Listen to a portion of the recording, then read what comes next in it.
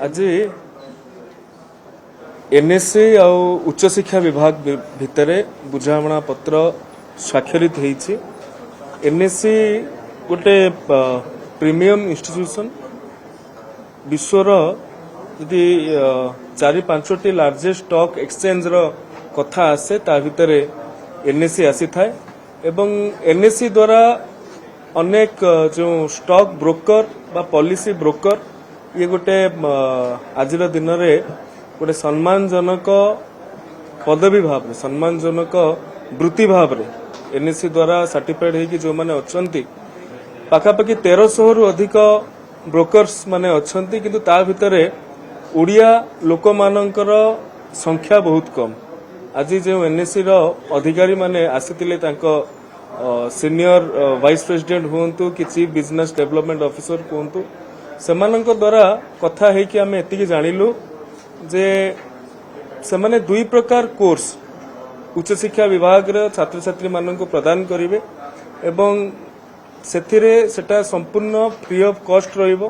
State को कोनोसी financial implication करिवार आवश्यकता नाही एवं सेमाने तांकर सीएसआर इनिशिएटिव रे ए कथा को करिवे एवं एथिरे जो फाइनेंशियल लिटरेसी अच्छी जो प्रकार ये कोर्स टी को ये दुईटी कोर्स टी को करा जाइछि डिजाइन करा जाइछि पिला माने ये कोर्स टी को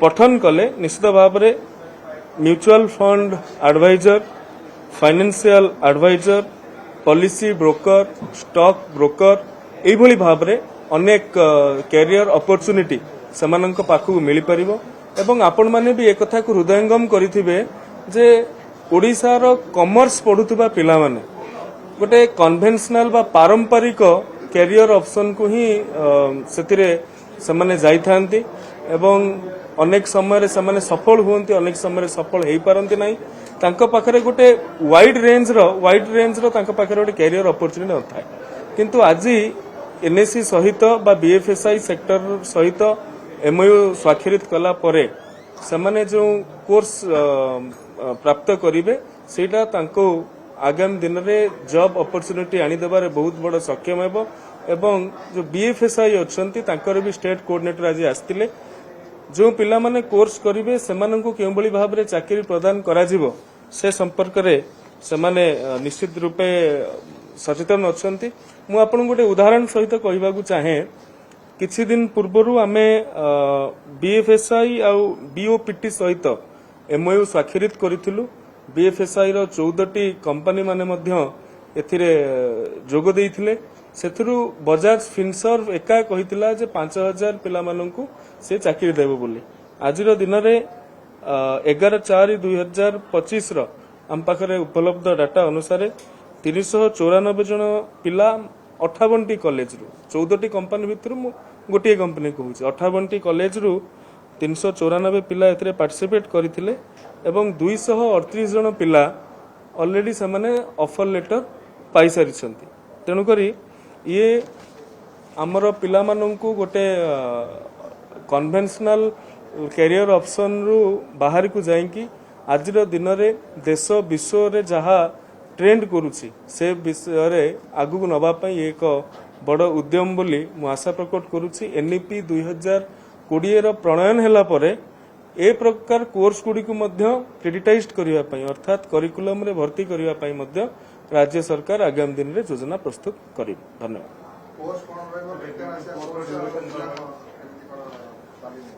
देखंतु आज एमओयू स्वाक्षरित होईछि विभिन्न यूनिवर्सिटी रो कुलपति माने उपस्थित थिले रजिस्ट्रार माने उपस्थित थिले पीजी काउंसिल चेयरमैन माने एवं वर्चुअली 50 रु ऊर्ध्व कॉलेज गुड़िकर अध्यक्ष अध्यक्षा एवं शिक्षक शिक्षयित्री माने उपस्थित थिले। प्रिलिमिनारी आमे जहा विचार करिछु गोटे कॉलेज रो 40 जन पिला एनरोलमेंट कले सेमानंकु in person classroom coaching classroom training दिया जिवो एवं ताहा उपरे कोर्सटा दुई थाकिया रहिबो गोटे लेवल 1 रहिबो गोटे लेवल 2 रहिबो। लेवल 1 टा होची बेसिक डीमैट अकाउंट केमती खोला जिवो स्टॉक ब्रोकर कौन एथिरे कैरियर ऑप्शन केमती चूज करा जिवो केउ आधार रे जिबे ये गोटे काउंसलिंग टाइप रो पिला मानन प्रदान करा जिवो एवं जो माने एथिरे ଆଗ୍ରହ ପ୍ରକାଶ କରିବେ ସେମାନଙ୍କୁ ଲେଭେଲ 2 ହେଉଛି 30 ଘଣ୍ଟିଆ କୋର୍ସ ଏବଂ ଲେଭେଲ 1 ହେଉଛି 20 ଘଣ୍ଟିଆ କୋର୍ସ। ଏବଂ ଆଜି ବି ଯୋଉ ମାନସ ମନ୍ଥନ ହେଲା ସେ କଥାକୁ ମଧ୍ୟ ଆମେ ଆମର ଯେ ଓସେକ୍ ଅଛି Odisha higher education council Odisha state higher education council ସେମାନେ ମଧ୍ୟ ସେ ଏଇ ଯୋଉ କୋର୍ସ ଅଫ ଷ୍ଟଡିକୁ ମଧ୍ୟ ଭେଟିଂ କରିବେ ପାଠ୍ୟକ୍ରମକୁ କ୍ରେଡିଟାଇଜ କରିବା ଦାୟିତ୍ୱ ବି ତାଙ୍କର। ତେଣୁ ଯାହା ଆଜିର ଦିନରେ ଆସିଛି ଏବଂ ଅନ୍ୟମାନଙ୍କୁ ବି ଆମେ କହିଛୁ ତମେ ଲିଖିତ ଆକାରରେ ଦିଅନ୍ତୁ ସେ କଥାକୁ ମଧ୍ୟ ଏଥିରେ ଆମେ ଇନକର୍ପୋରେଟ କରିବୁ।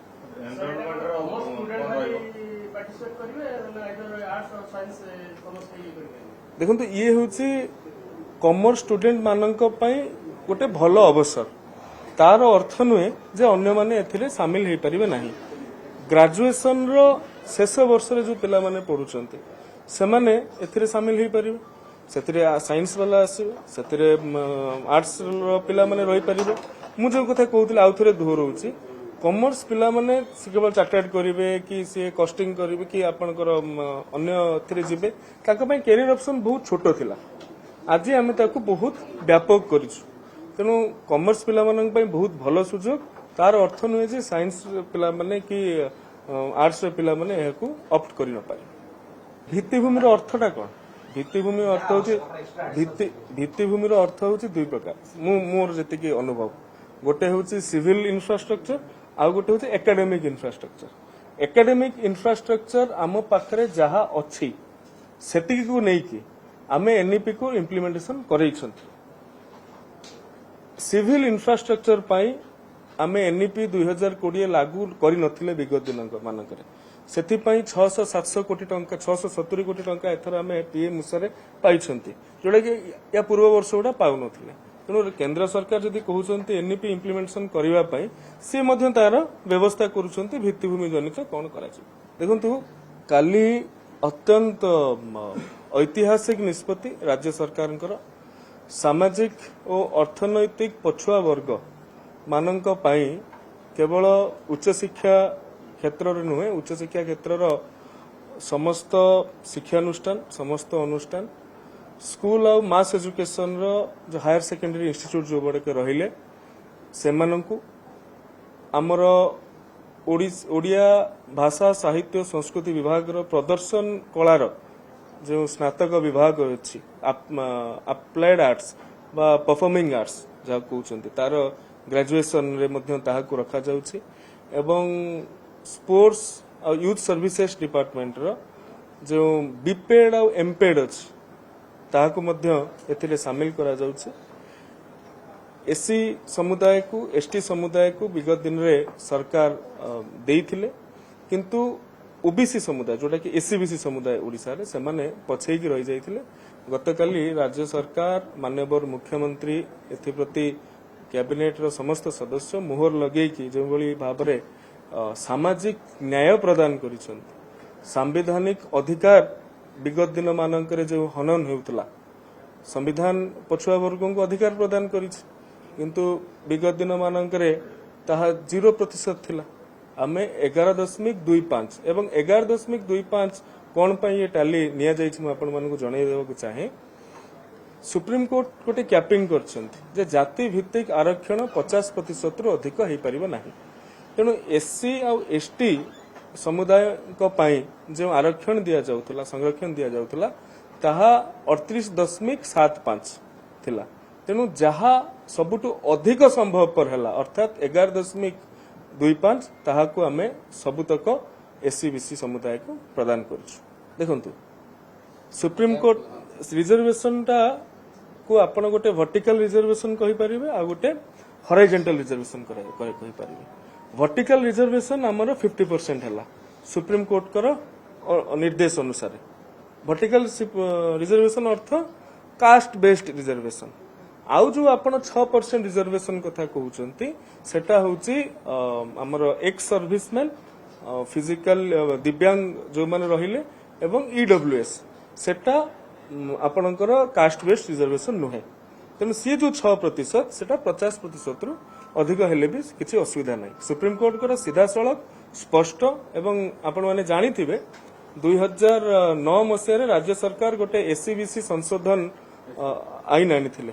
ସେଥିରେ 27% दिया जाइथिला ओबीसी एससीबीसी समुदाय को किंतु ताहा गोटे पब्लिसिटी स्टंट थिला कारण सरकार जानिथिले 27% देले सुप्रीम कोर्ट ताकू खारज करदेवे एवं ताहा मध्य परवर्ती समय हेतिला सुप्रीम कोर्ट ताहाकू खारज कर देथिले काहेकि से 27% जोटा दिया हेतिला आरक्षण सेटा आपणकर 50% रु अधिक हेउता जोटा कैपिंग लिमिट अछि तो सरकार 0% करदेले किंतु चाहिथिले 11.25% करि परिथांते 11.25% कले नहीं तेणु जो माने पछुआ अच्छे जो माने अर्थनैतिक क्षेत्र में आगे पारि नाहंती एवं मु कहिया चाहिए केंद्र सरकार इति मध्यरे कास्ट बेस्ड सेंसस जाति भित्तिक जनगणना को आगु माने करबा पई कहिसंती तेणु ओडिशा राज्य नूतन सरकार गठन होवार 1 वर्ष भितर ए कथा को पादे आगु को जाइकी एससीबीसी माननकु जो सामाजिक अधिकार थिला संवैधानिक अधिकार थिला ताकू प्रदान करिसंती तेणु ये समाज रो गोटे अंतर्भुक्तिकरण जाकू आमे समाज रो सब वर्ग को इनक्लूसिव करिया पई कहउचंती ये अंतर्भुक्तिकरण को आगु न बोली मैं आशा प्रकट करछि देखो उच्च शिक्षा विभाग आ मोर जेतिकी विभाग रही मु सेथिरे निश्चित भाव रे लागू करूछि एवं माननीय मुख्यमंत्री ए संपर्क रे आगामी दिन रे चिंता करिवे बड़ कथा होछि जो माने भी आज दिन ए प्रश्न करूछंती काहेकि 11.25 दिया गला काहेकि सरकार एको करले नाही बड़ कथा होछि प्रश्न पचारिवार अधिकार सेमानकर नाही जदि सेमाने देई थांते हमें काटिकी कम कर दी थांतु ताले हेई थांतु सेमान तो सारी कुछ सेमान तो दउ नथुले तेणु जी 0% दउथुला तार प्रश्न पचारिवार अधिकार नहीं जे 11.25% काहेकि दिया जाउछि एवं काहेकि एतिकटा विभाग रे दिया जाउछि एतिकटा विभाग रे दिया जाउ नाही कारण से 0 विभाग रे दउथुले आ 0% दउथुले आम सरकार 1 वर्ष भी पूरी नाही जेउठी अत्यंत आवश्यकता थिला आमे एथर हायर एजुकेशन सब तार कोर्सेस जल्दी सारिबा पई जल्दी तार एडमिशन नवा पई व्यवस्था करिछि कारण गत वर्ष आपण देखिथिबे डिसेंबर मास पर्यंत एडमिशन प्रोसेस चलीथिला जदि गोटे सेमिस्टर सरी जीवो पिला एडमिशन हेई नथिबो ताल तार माने कोन अछि तेणु जो जो विभाग गुड़िकर अति तुरंत भाव में आवश्यकता थिला ताको आमे करिसंती एवं माननीय मुख्यमंत्री को धन्यवाद देबी माननीय केंद्र मंत्री धर्मेंद्र प्रधान महोदय को मध्य धन्यवाद जी कि 2014 पाखरु निरंतर भाव में चिठी लिखि आसुले तत्कालीन मुख्यमंत्री को आज विरोधी दल नेता किंतु ताहा कर्णपात करा जाय नथिला किंतु ये सरकार मोहन माझी महोदय नेतृत्व में एक कथा को वास्तव में